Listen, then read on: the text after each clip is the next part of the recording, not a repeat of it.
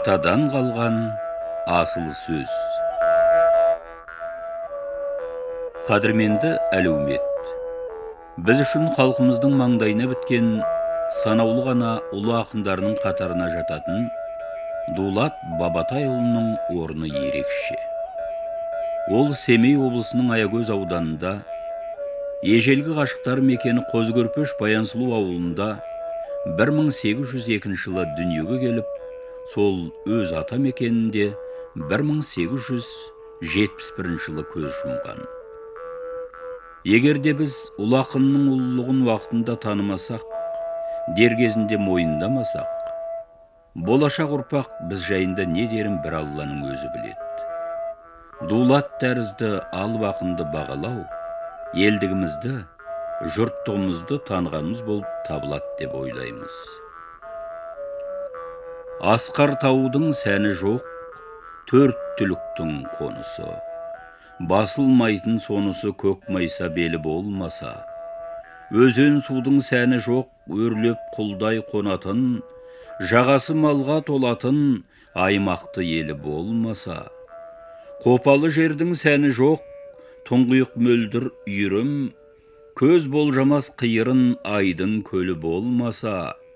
Ағауылдың сәні жоқ, топталып жылқы үйездеп, ноқталы құлын күйездеп тартқан желі болмаса. Шешендіктің сәні жоқ, сөзіне сүттей ел үйіп, қолтығына ел сыйып, басына бақыт қонбаса. Қайырсыз байдан пайда жоқ, нашарға жәрдем бермесе, кем-кетікті көрмесе, көп қатса сіреуі, екіге сатса біреуі, несиенің өсімі мөлшерлі жоқ кесімі, үзбей құйса толмаса. Сұлулықтың сәні жоқ, көрсе қызар күлкі ғой, шаруа істемей сылап бой, жол саудаға жолдаса. Бимен бектің сәні жоқ, елін қорғай алмаса, тура жолға салмаса, ыстығына күймесе, суығына тоңбаса. Батырлықтың сәні жоқ, түн ұйқысын төрт бөліп, елерген тұлпар ерлетіп, толғауыл найза қолға алып, тұйғын құстай толғанып, сары садаға асынып, егескен жауды қашырып, ұлын қорғап жауынан тұтамдап оқ жон баса. Бәрін айтта бірін айт, ұғынар мына ел қайда, елді бастар ер қайда. Аға сұлтан абыздар еліңді қамап көргі айда, барса келмес жергі айда. Күш кеткен соң қолыңнан, зарлаудан сарнау не пайда. Меңіреу керең ел болды, тас болып қатып құлығы.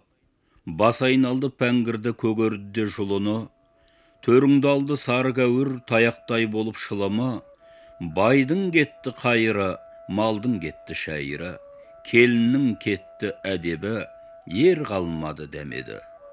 Батырдың туы жығылды, ел шұқырға тығылды. Атқа мінер адам жоқ, ақпейіл адал пиғылды. Айран ішкен құтылып, жалаған шелек тұтылып, ел сықпадай сығылды. Ел қорғайтын ерің жоқ, қарсы тұрар табанды. Басыңа келіп орнатты қайғылы қара заманды. Айдап шығып алады егіндік сулы сағаңды. Торғайдай болып тозарсың, өшірер мүлде қараңды. Көгендей тізер солдатқа жарайтұғын балаңды.